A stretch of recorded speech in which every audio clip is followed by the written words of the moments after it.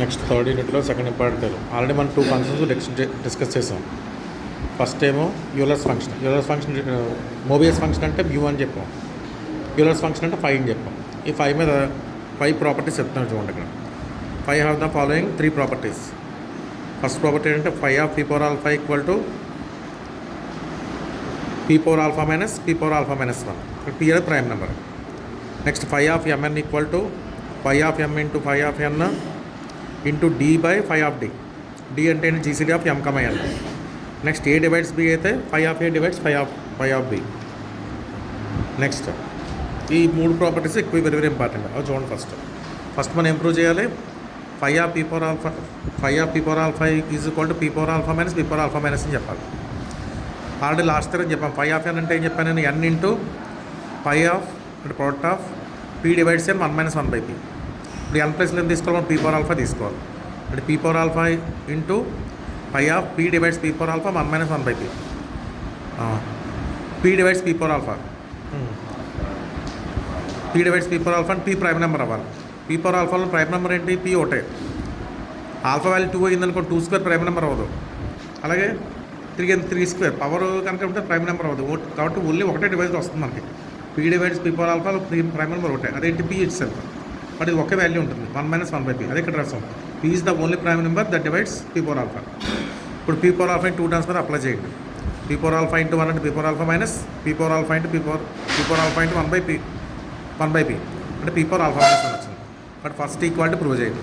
Second equality ఏం prove చేయాలి మనం, phi of M N equal to phi of M into phi of N D by phi of D. D అంటే GCD of M comma N. First మళ్ళీ last property రాయండి. Phi of N equal to N into phi of P divides N 1 - 1 by P అని తెలుసు కదా. ఎన్ plus కే రాశాను ఇక్కడ. ఈ కే ఇటు పక్కన తీసి వచ్చేయండి. Phi of K by K equal to phi of P divides K 1 - 1 by P. ఈ కే ప్లేస్లో ఎంఎన్ తీసుకోవాలి మనం. అంటే ఎన్ అంటే బాగోదని ఇక్కడ కేని పెట్టాం నోటేషన్. ఇప్పుడు కే ప్లేస్లో ఎంఎన్ తీసుకోండి. అంటే phi of M N equal to దీంట్లో సబ్స్టిట్యూషన్ చేస్తాను. Phi of P divides M N 1 - 1 by P. దీన్ని అది స్ప్లిట్ చేయొచ్చు. Phi of P divides phi of P divides N 1 - 1 by పీలు by phi of P divides GCD of M comma N 1 - 1 by P. ఇది ఏ definition అవుతుంది, ఇక్కడ ఎం ఉంది కాబట్టి ఫై ఆఫ్ ఎం బై ఎం అవుతుంది. ఇది దీని మోడల్ ప్రకారం ఫై ఆఫ్ ఎన్ బై ఎన్ అవుతుంది. ఇది phi of GCD of M N by M N అవుతుంది. జీసీడీ ఆఫ్ ఎంఎన్ డిఎన్ తీసుకుంటే కంక్లూజన్ వచ్చింది మనకి. అంటే phi of M N by M N equal to phi of M into phi of M N by M N కదా కావాలి మనకి. Phi of M into phi of N by M N into reverse అవుతుంది D by phi of D అవుతుంది. అంటే GCD of M comma N by phi of GCD of M comma అని వచ్చింది. But theorem prove అయింది. Next third equality A divides B అని phi of A divides phi of B అని చెప్పాలి. First ఏ divides B అని తీసుకోండి. అంటే ఏ divides B అంటే మీనికంటే బి బై ఏ అనేది ఇంటిజర్ అవుతుంది అంతే కదా. ఆ ఇంటిజర్ని సి అని తీసుకోండి. B by A equal to C అయితే బి ఈక్వల్ టు ఏసీ అవుతుంది. సి అనేది కోషన్ కాబట్టి కోషన్ వాల్యూ ఎలా ఉండాలి, ఎదురు ఈక్వల్ టు 1 అవ్వాలి, అది less than equal to B అవ్వాలి. ఇప్పుడు ఏం చేద్దాం అంటే మనం ఈ థియరం ప్రూవ్ చేసినప్పుడు మ్యాథమెటికల్ ఇండక్షన్ ఇచ్చేసి ప్రూవ్ చేస్తాం. అంటే సి వాల్యూ బి అవ్వచ్చు or C less than B అవ్వచ్చు అంతే కదా. కాబట్టి first if C value B అయింది అనుకోండి, దీంట్లో సబ్స్టిట్యూషన్ చేస్తే సి ప్లస్ బి పెడితే B is equal to AB. BB cancel అయిపోయి ఏ వాల్యూ 1 వస్తుంది. ఏ వాల్యూ 1 అయితే ఫై ఆఫ్ ఏ ఈజ్ కూడా phi of 1 1 divides phi of D కరెక్టే కదా. కాబట్టి phi of A divides phi of B అని హోల్డ్ అయింది. Next C less than B అని తీసుకోండి. సి లెస్ దాన్ బి అన్నప్పుడు B is equal to AC కదా.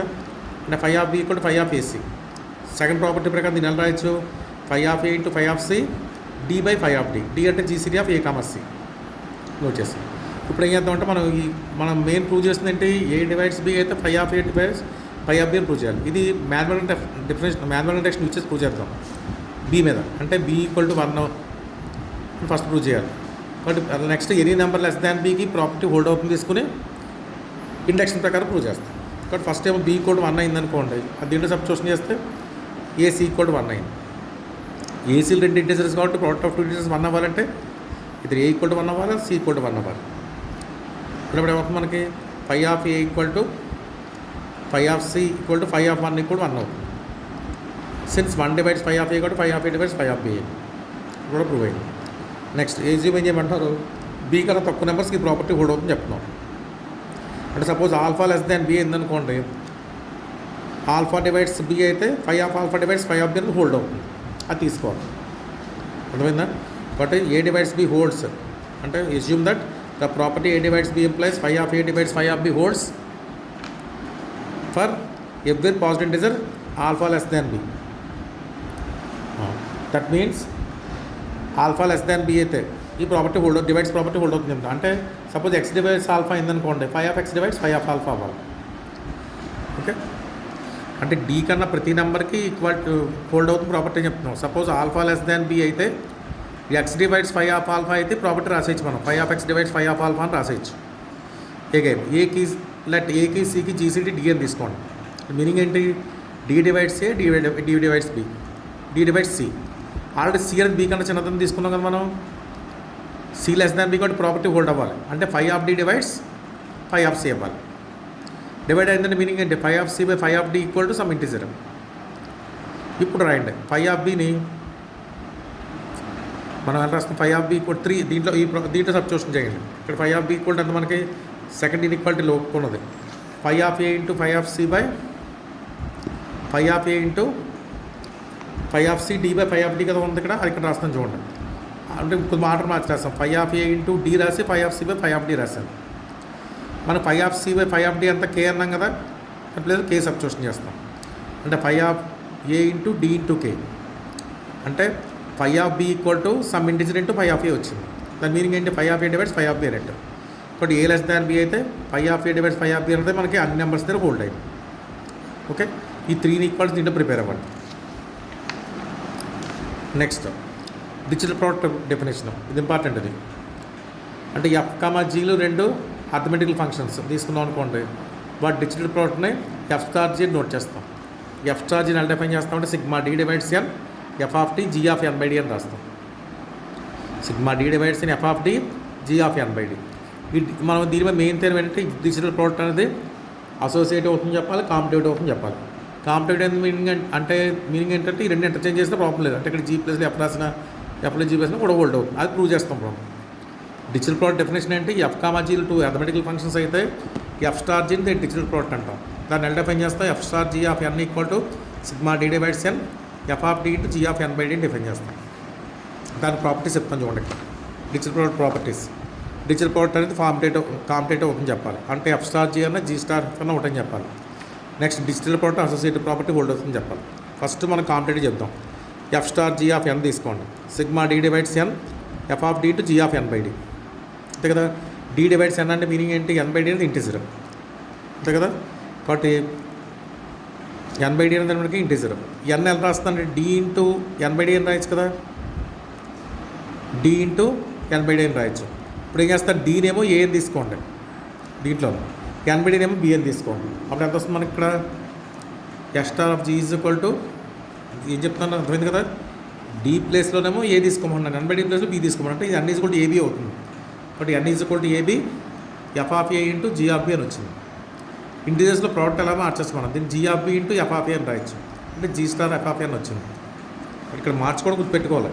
ఎన్ని D into N by D అని రాయొచ్చు. డీనేమో ఏ అని తీసుకోండి, ఎన్ బై డి బి అని తీసుకోండి. అంటే ఎన్ ఈక్వల్ టు ఏబీ అయింది. అంటే summation of N equal to AB అని రాసాం.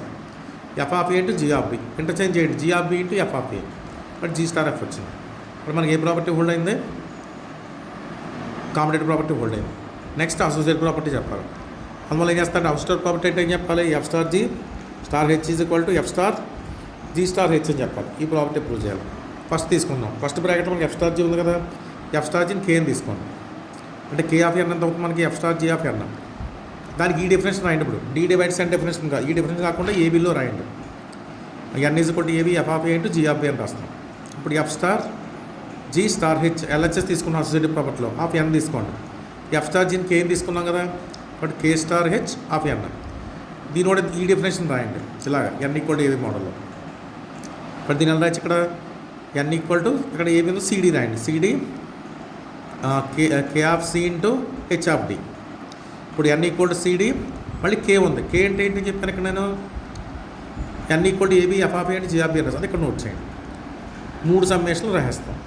సిబల్ నెక్స్ట్ కూడా ఇలా అవుతుంది. మనకి అసోసియేటివ్ ప్రాపర్టీ కూడా హోల్డ్ అయింది. కాబట్టి డిజిటల్ ప్రాపర్టీ అనేది competitive and as well as associative property కూడా హోల్డ్ అయింది. ఓకే.